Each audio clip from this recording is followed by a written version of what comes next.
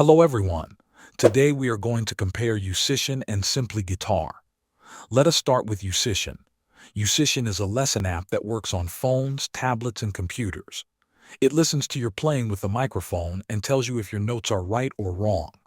The lessons include chords, melodies, and songs to play along with.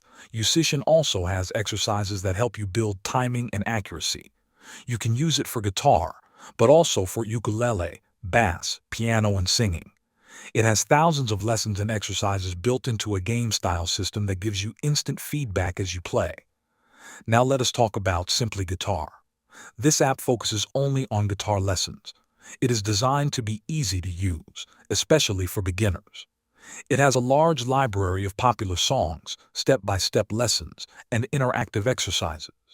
The app gives you clear lessons and progress tracking, so you know what you are learning next. You can try it for free, but most of the useful lessons are included in the premium version. The best choice depends on your personal goals.